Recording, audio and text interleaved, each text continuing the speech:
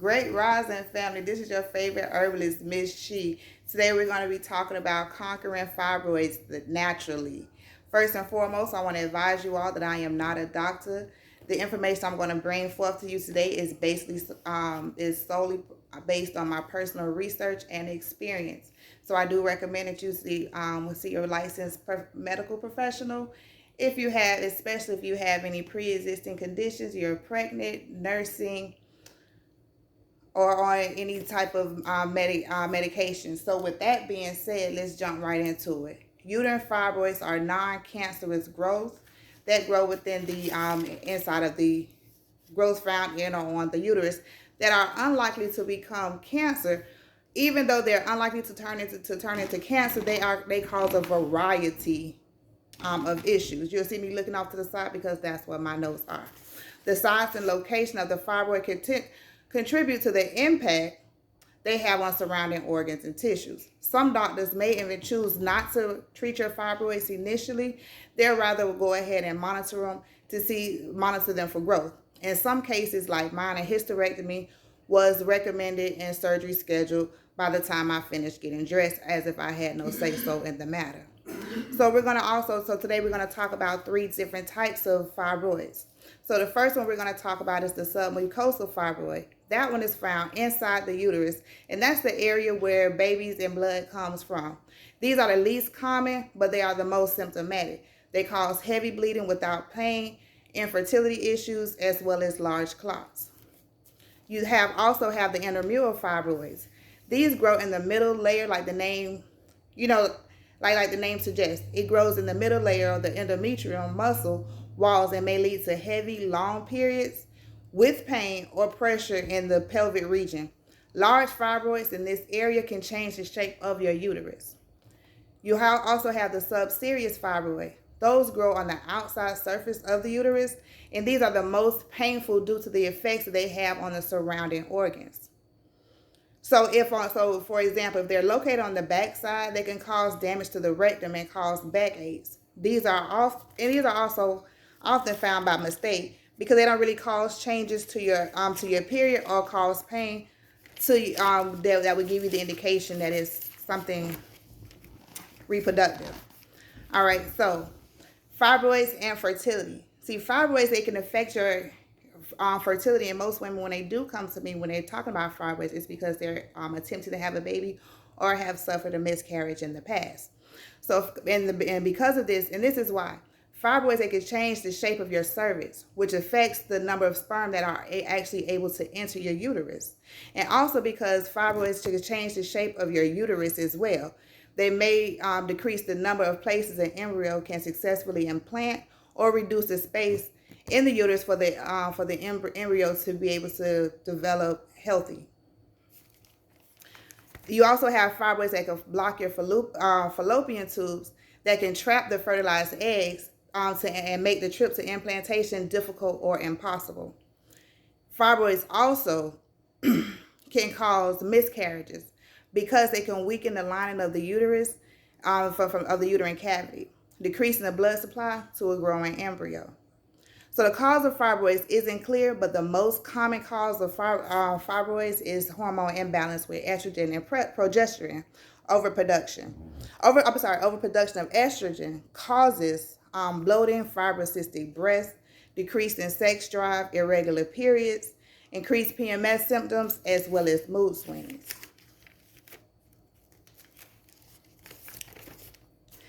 Okay, so when you think about when you tend to think about uterine fibroids, we stop right there in that area. But because we earlier discussed that hormones play a major part, or should I say imbalance of hormones play a major part in fibroid growth, and the liver actually is what controls the hormone function. So it's important to think of the liver when you're dealing with uterine fibroids. And just to think about when it comes to liver health, really simply, foods like turmeric, garlic, beetroot. You have your leafy greens, grapefruit, walnuts, carrot, and broccoli. Those are foods that you can eat that are really good for your liver. The list that I'm providing, or any of the foods or vegetables that I'm going to provide, it is not at all exhaustive. I'm going to ask that you do your own research based on your dietary needs, even if you don't eat these foods. these are also things that you can do to help you along your way. All right, so also we were talking about going back to the estrogen overgrowth. Eating foods rich in fiber helps rid your body of excess estrogen. So those would include beans, cooked and raw vegetables. You have your whole grains, your breads, pastas, herbs like fenugreek. You have jackfruit and prickly pear. Also, another condition that you could this has been linked to fibroids is high blood pressure. All right. So just by simply increasing the fiber in your diet and raising your potassium, it helps reduce the amount of sodium that you have in your body. So foods that are rich in potassium would be bananas, avocados, citrus fruits. You have your collard greens, lentils, cantaloupe, turmeric, which is also anti-inflammatory, and it's going to come up again later.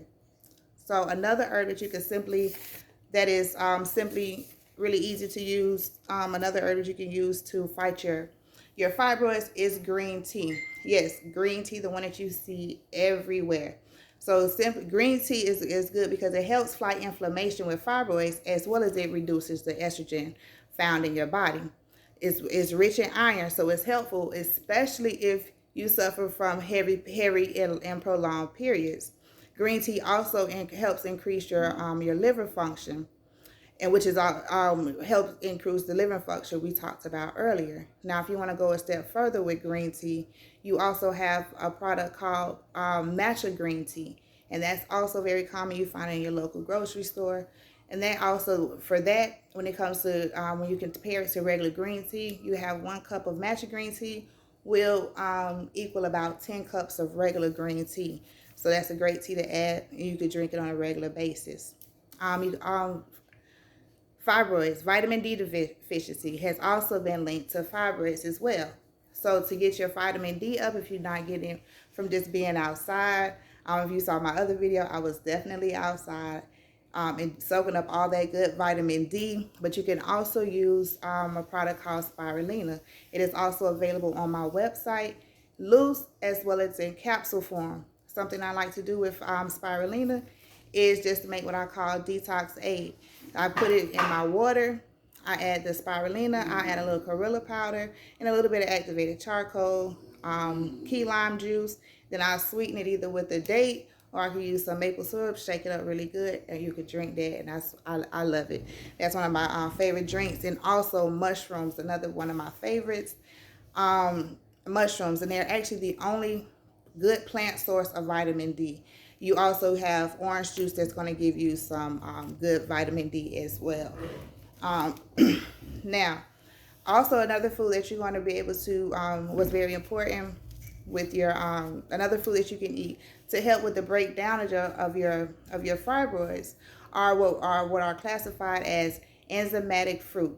So just for an example of those, you have your pineapples, your mango, you also have papaya, that are all considered enzymatic fruit. Now, what those do, what that means is they help dissolve the thick outer protein layer that covers the fibroid, and that's what actually keeps your immune system from breaking down your fibroid. So when you start increasing those fruits in your diet, it starts breaking down the outside layer of your fibroid, which makes breaking down and dissolving that fibroid so much easier. All right. So now also another quick tip there when it comes down to your fibroids, helping yourself, make you feel better. I know what a common treatment is Castor Oil Packs, and that's for discomfort. It's one of my favorites. It can be used during your cycle, when you're not on your cycle, and to do that, you just apply castor oil liberally to a clean white cloth. You lay it across your abdomen and your pelvic area. And then on top of that, what I like to do is I like to put my my heating pad on top of that. So in castor oil, what it does is it works through your lymphatic system, and it helps reduce inflammation. And also herbs to consider when you're doing your fibroid healing would also be milk thistle, because milk thistle is a really good herb. It helps regulate your liver cells. Another herb you have is ginger. Ginger is antispasmodic, which means that it helps relaxes the muscles muscle pain, as well as stimulates the lymphatic system. You're going to continue to hear about the lymphatic system when it comes down to your fibroids, okay? And it also helps eliminate the fibroid once it's broken down. Exercise as well helps stimulate that lymphatic system. Another herb you have is ashwagandha. This is a favorite of mine, not just for fibroids, but in general, because it is considered a nervine herb. So it is really good. It helps stimulate and strengthens your nervous system, as well as it supports your immune system. You have Vitex and Chassberry, or Vitex, or you might even also hear it referred to as chasteberry. That one also helps regulate hormones, and it stops the growth of fibroid. It increases the progestin and helps create that balance you need inside of your body, within your body. Now, this is one of the most important parts. This is the fibroid degeneration and passing, because this is when I get most of my Mayday and 911 phone calls, because it is a process, okay? So as your fibroid breaks down, you might experience acute pain where the fibroid is actually located. You may also notice larger than usual clots during your cycles. And also some people say they will have hot flashes or waves of nausea before actually passing their fibroid. Another thing, you may notice a grayish or brown discharge, and this is completely normal. And you also can expect to have your next 2 to 3 cycles to be heavier than usual. I've had people describe their fibroids, depending on how the size of it when it actually passes. If it's small, you may not notice it. It may just come with your cycle. I've even had one be described as, she said, it looked like 2 chicken nuggets stuck together. So hey, it's pretty cool. So that's, so these are things that you can notice to look for when your fibroid is passing. Don't think that it's not working, but it's exactly what's supposed to happen. Now, because once you get rid of your fibroids, you want to keep getting, and also doing your healing process, you want to avoid estrogen producing foods such as soy.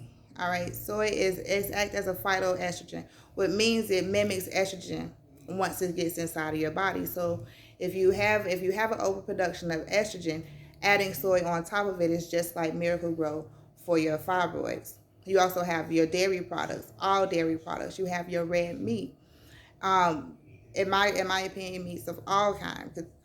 You want to stay away from all of that, because they all have been linked to fibroid, as well as the high fat dairy, as well as sugar. Sugar has also been linked to fibroids, because it is, do we really need another reason to not deal with to stay away from sugar? Smoking as well has been contributing to fibroids, and it also reduces because it reduces the amount of oxygen. It restricts your blood vessels, so it can causing cramps. So if you do suffer from uterine fibroids, there are options available to you. I have a tea blend, which is my fibroid finisher, that has helped, I believe so far, it has helped about 150 women heal their fibroids. I'm going to that's dedicated specifically to fibroid healing, to uterine fibroids. And I'll leave the link in the description box.